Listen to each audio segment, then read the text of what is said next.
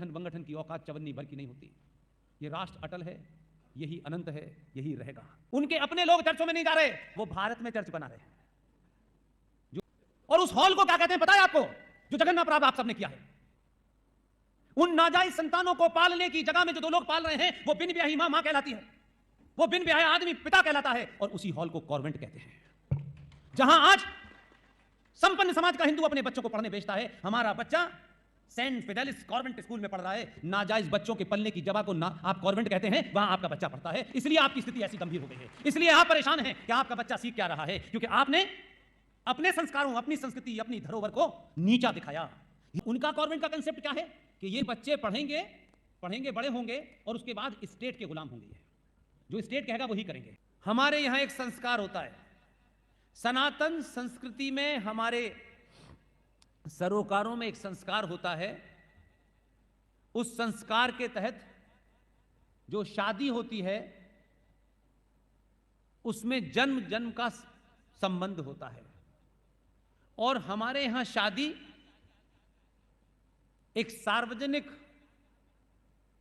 समाज को बता करके, आज मेरी बेटी की शादी फला के साथ हो रही है, ताकि समाज गवाह रहे, और उस पूरी क्रिया को साइंटिफिक मंत्रों के साथ उस बंधन में बांधते हैं, और उसके बाद वो शादी की प्रक्रिया पूरी होती है। लेकिन एक और वर्ग है जो आपके छोटा उदयपुर में आए हुए हैं सफेद कपड़ों में। उनके यहां यूरोप में, आज के यूरोप की नहीं बात कर रहा, हमसे देख देख के तमीज सीख गए ये कुछ, ये नंगे रहते थे, इनको हमसे तमीज आई है। आपकी गलती है कि आप समझते हैं कि वो टाई पहनना जानते हैं इसलिए वो जेंटलमैन है। ये जेंटलमैन नहीं है, ये जेंटलमैन के नाम पे फ्रॉड हैं। हमारी परंपरा में, ऋषि परंपरा में कुछ और ही होता था। क्रिश्चियनिटी के अंदर शादी क्या है पता है आपको? नहीं पता।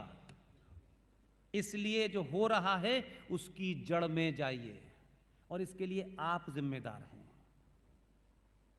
यूरोप में शादी की कल्पना नहीं थी, इसलिए इंस्टीट्यूशन ऑफ मैरिज यूरोप में था ही नहीं। मैं एक छोटी सी बात समझाऊंगा, उसमें 50 सवालों के जवाब मिल जाएंगे, इसलिए मुझे यह आपको बताना पड़ रहा है ताकि आप आसानी से समझ सकें। क्योंकि बड़े बड़े गुरुड़ गुरुड़ बातें जो है वो दिल्ली के बड़े बड़े हॉलों में बैठ करके लोग एक तरफा संवाद तो करते हैं, और सवाल पूछ लो तो कहते हैं पोस्ट कार्ड पे लिख के बताएंगे। वो पोस्ट कार्ड आता नहीं है कभी। यूरोप में शादी की कल्पना नहीं थी।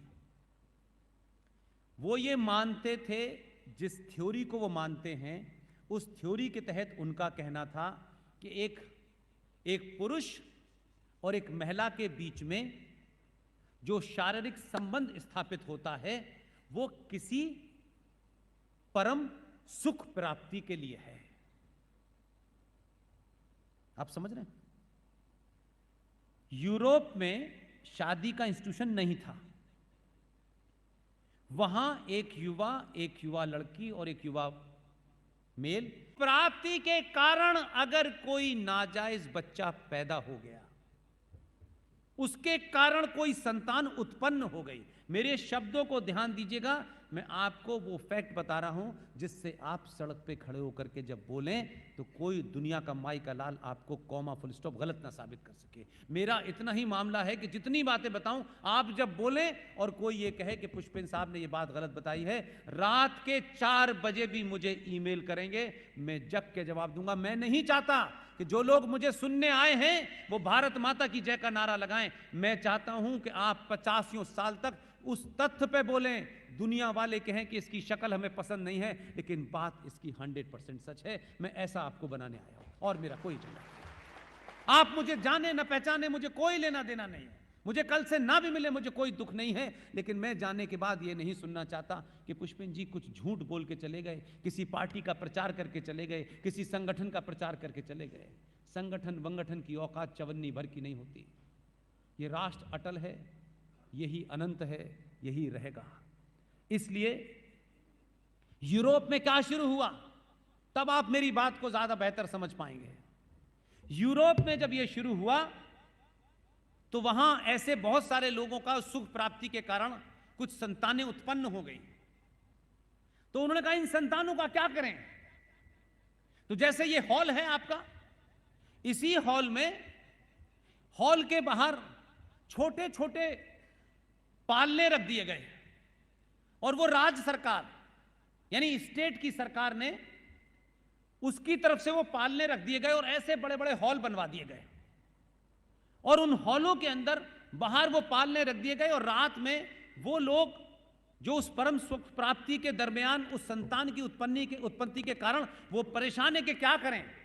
तो राज ने कहा कि इस हॉल के बाहर पालने रखे हैं, चुपचाप से रात में जाके उस बच्चे को वहां डालाइए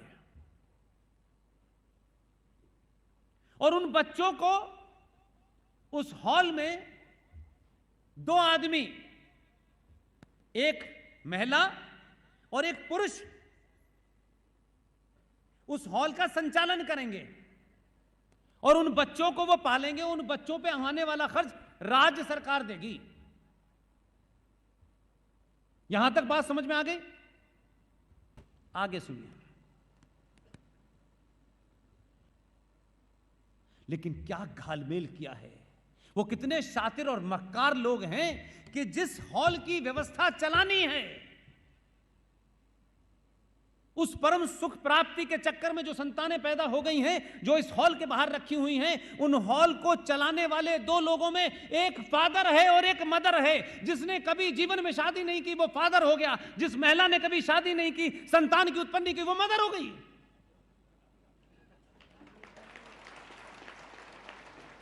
और उस हॉल की व्यवस्था फादर चला रहे हैं। ये कौन है? फादर एंगल कहां से आए थे? ये मदर हैं। ये कब बनी मदर? और उस हॉल को क्या कहते हैं पता है आपको? जो जगन्नाथ प्राप्त आप सबने किया है। उन नाजायज संतानों को पालने की जगह में जो 2 लोग पाल रहे हैं, वो बिन ब्याही मां कहलाती है, वो बिन ब्याया आदमी पिता कहलाता है। और उसी हॉल को कॉन्वेंट कहते हैं, जहां आज संपन्न समाज का हिंदू अपने बच्चों को पढ़ने भेजता है। हमारा बच्चा सेंट फिडेलिस कॉन्वेंट स्कूल में पढ़ रहा है। नाजायज बच्चों के पलने की जगह को आप कॉन्वेंट कहते हैं, वहां आपका बच्चा पढ़ता है। इसलिए आपकी स्थिति ऐसी गंभीर हो गई है, इसलिए आप परेशान हैं कि आपका बच्चा सीख क्या रहा है, क्योंकि आपने अपने संस्कारों, अपनी संस्कृति, अपनी धरोहर को नीचा दिखाया, हीन भावना भरी, आपको इतना इन्फिनिटी और ऐसा से कमतरी आपके अंदर भर दिया कि आप सोचने लगे कि मेरे अंदर तो, मैं तो बिल्कुल दीनहीन हूं, मेरे तो कोई संस्कार ही नहीं है, हम तो ये हैं, ये हैं, ये हैं। आपने उन सच बातों को जाना नहीं और ये कथाकारों ने आपको बताया नहीं बताया। ये उनका काम था, ये संतों महंतों का काम था, ये आश्रमों में रहने वालों का काम था। और फिर क्या हुआ? आपने जब कॉन्वेंट में पढ़ाना शुरू किया तो आपकी बीमारी क्या है कि आप कहते तो हैं कि हमने आज़ादी ली, आज़ादी दी, आज़ादी मिली, आप इसी में अटके हुए हैं। लेकिन जो यहाँ आए, उस मैकॉले के बारे में मैंने आपसे कहा कि उसने भारत के गुरुकुल को तोड़ करके सबसे पहले कॉन्वेंट व्यवस्था बनाई। और उनका कॉन्वेंट का कंसेप्ट क्या है कि ये बच्चे पढ़ेंगे, बड़े होंगे और उसके बाद स्टेट के गुलाम होंगे। ये जो स्टेट कहेगा वही करेंगे। तो आप अपने बच्चे को, बेचारा अभी पैदा होके 2 महीने का भी नहीं होता, हिंदुओं में, सनातनियों में दौड़ लगी हुई है। 4 साल के बाद वो जो स्कूल है ना सेंट जेवियर, उसमें भाई साहब 10 साल का रिजर्वेशन है। मैंने तो अभी गर्भ भी धारण नहीं किया लेकिन रिजर्वेशन करा लिया है, क्योंकि भूख है। मैं अपने संस्कारों को बिना जाने बिना उसके खिलाफ हैं, अपने मूल्यों को जाने बिना ही उससे हीन भावना है। इसलिए आप जब अपने बच्चे को सुबह भेजते हैं तो पिताजी ऑफिस जा चुके होते हैं, उस बच्चे के सामने एक ऐसा संकट आप खड़ा कर देते हैं कि उसकी यह समझ में नहीं आता है कि ये जो घर में है ये पिता है, ये भी तो फादर है। वहां जा रहा है, वो कह रहा है ये भी फादर है। अब वो मां से पूछता है ये फादर है तो वो क्या है? उस भोले भाले बच्चे के मन की बात समझने की कोशिश कीजिए। ये वाला फादर तो सुबह चला जाता है, देखते ही नहीं बच्चा इसे बेचारे को। वो तो 6 बजे उठाता है, निकल लेता है, दुकान खोलनी है। और शाम को जब सो जाता है बच्चा तब फादर लौटता है। लेकिन असली फादर तो कम मिलता है, नकली फादर उसे 8 घंटे तक मिलता है। अब वो नकली फादर बेचारा सोचता रहता है उसको किस असमंजस में आपने डाल दिया है उस बेचारे को। इसलिए वो कहता है नो मम्मी, फादर ने कहा है। अब मम्मी बेचारी नहीं समझा पा रही कि वो तेरा असली फादर नहीं है, ये फादर फ्रॉड है, ये अपना एजेंडा लागू करने आया है तेरे ऊपर। अब उसकी जिम्मेदारी उस भोले वाले बच्चे के साथ जो आपने कृतज्ञ किया है उसके लिए कोई और जिम्मेदार है? करोड़ों करोड़ों रुपया है आपके पास, कर्नाटक से लेकर महाराष्ट्र में हजारों इंजीनियरिंग कॉलेज खोले जा रहे हैं, एमबीबीएस खोले जा रहे हैं, 50 लाख डोनेशन, 1 करोड़ डोनेशन किसके बच्चे दे रहे हैं? आपके। और एमबीबीएस की डिग्री लेने के बाद कहां घूम रहे हैं? कितने डॉक्टर पैदा करोगे यार, इतने तो मरीज ही नहीं है। आप में से किसने कहा कि नहीं मैं ये जो संप्रदाय है स्वामी नारायण संप्रदाय, इसकी तरह गुरुकुल खोलूंगा? क्या आप पे पैसा नहीं है? लेकिन आपको प्रॉफिट कमाना है शिक्षा को बेच करके। हम कहते हैं हम सरस्वती की पूजा करते हैं, लेकिन हम बेचते हैं सरस्वती को।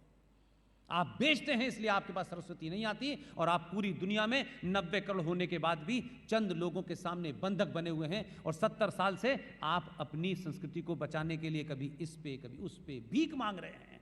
कोई आपसे डरता नहीं है।